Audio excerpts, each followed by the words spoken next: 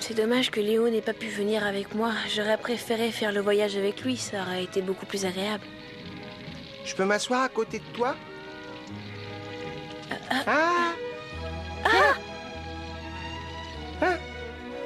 Léo! Oh! Qu'est-ce qui se passe? Il y a un problème dans la vallée des lézards? Oh, non. Enfin, c'est pas ce que tu crois. Qu'est-ce qu'il y a? Ce serait trop long à t'expliquer. Oh là.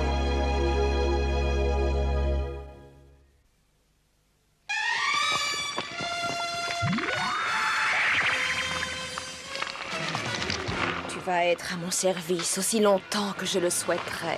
Tu feras ce que je voudrais, quand je voudrais, et ce, jusqu'à la fin des temps.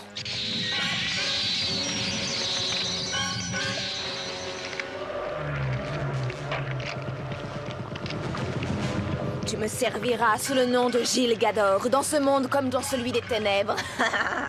La cité de Cerne deviendra la prison de Caral. Quand on aura traversé la forêt, on arrivera à Cerne. On peut peut-être se reposer par ici, non? Oh! Il est blessé? Je suis pourtant sûre de l'avoir touché. Votre Altesse a certainement raison. Par ici. Là, il sera bien mieux. Tu crois qu'il a mal? Mais lâchez-le! Donnez-moi ce renard, il est à moi. Pas du tout, et puis il est blessé. On peut savoir d'où tu viens, toi? D'un royaume que tu ne connais pas. Alors c'est bien un étranger, Zagar? Oui, sa seigneurie est la princesse de ce royaume. Donne-moi ce renard. Pas question. Zagar? Oui. Soldats!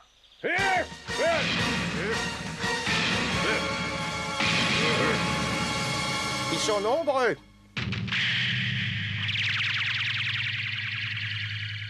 Vite, Léo, sauve-toi, emmène-le. D'accord.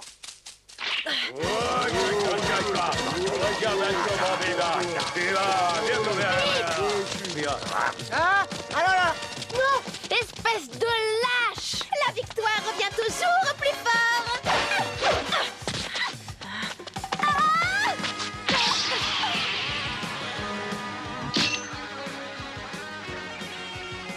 Tu me parais bien optimiste. Caral, au secours! Oh non! Je savais bien que le renard finirait par me revenir.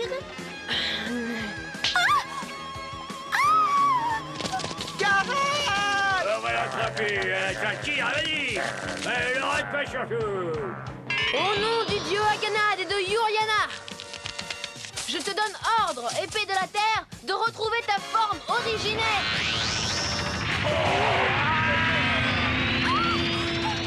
Rentrez chez vous. La prochaine fois, je ne vous épargnerai pas. Partez! Votre Altesse, il vaut mieux partir. Nous n'avons aucune chance de l'emporter. Ça, pas question! Emparez-vous de ce gamin! Il a osé me frapper, c'est inadmissible! Ah, attention, Altesse, il est dangereux. Elle n'a pas l'air commode. Et c'est la princesse qui règne sur Cerne. Et ça, c'est ennuyeux pour nous, parce que nous sommes obligés de traverser Cerne maintenant. Et on ne peut pas la contourner. Non, elle est beaucoup trop étendue. Ça nous prendrait des jours et des jours. Si on n'a pas le choix, on va attendre la tombée de la nuit. Avec un peu de chance, on passera sans se faire remarquer.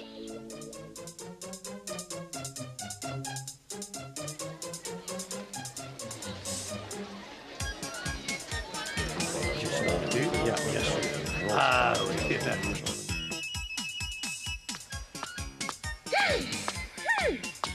La prochaine fois que je le retrouve devant moi, je le pulvérise!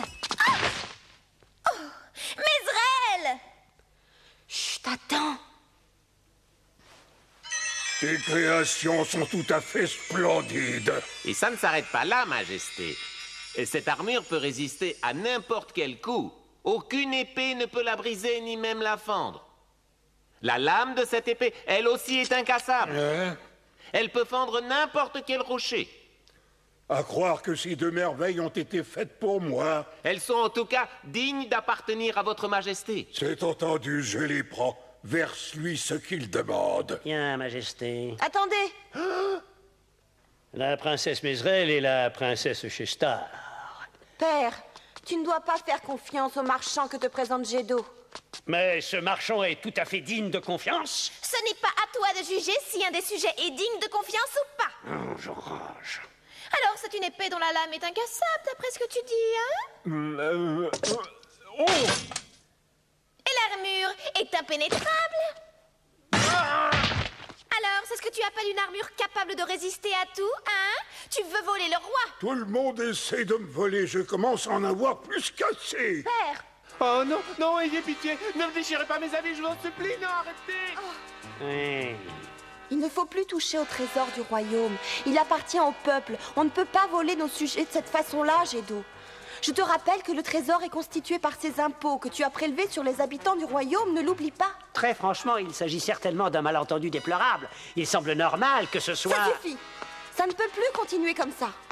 Monsieur le ministre, Oui, que désire exactement votre Altesse? n'essayez pas de nous faire croire à votre innocence, je vous en prie. Je sais que vous préparez quelque chose et je découvrirai quoi. Je vous demande pardon, Altesse, mais je ne comprends pas du tout. Mais si tu comprends bien, je tiens seulement à te dire que je ne suis pas aussi clémente que ma sœur. Si tu recommences, prends garde à toi. J'espère que c'est assez clair comme ça. Ça devient ennuyeux. Les 2 princesses ont compris mon manège. Il va falloir être plus prudent que jamais. Tu peux avoir confiance en moi, Elzo. Je te servirai.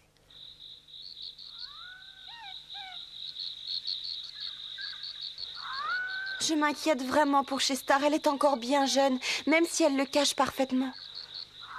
Je vais la protéger discrètement.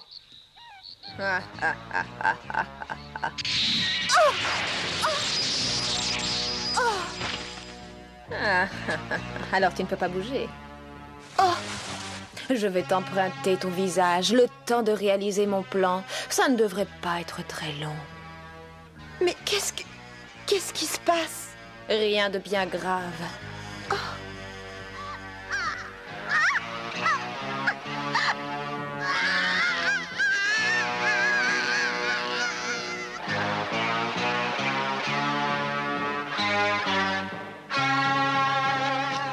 Gilles Gador.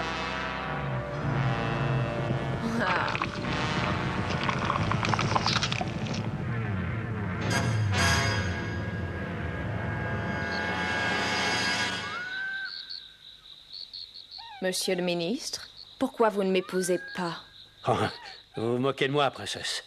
Mais je ne plaisante pas. Je jure devant le dieu Elzo. Mais qui êtes-vous? Vous n'êtes pas la princesse Mézrel?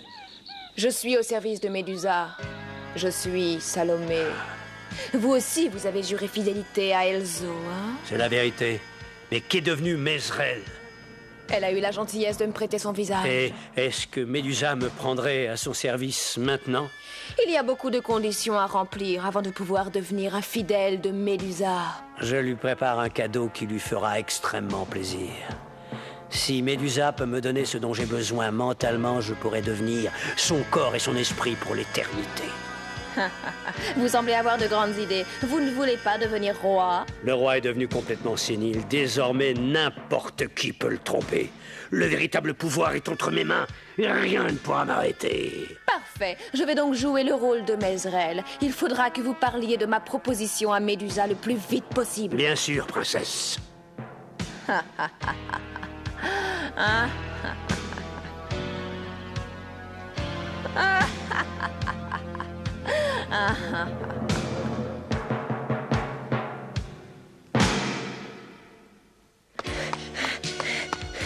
Caral, il faut se reposer. Non, on est obligé de se dépêcher maintenant. Il faut avoir fini de traverser la ville avant l'aube. Mais c'est impossible.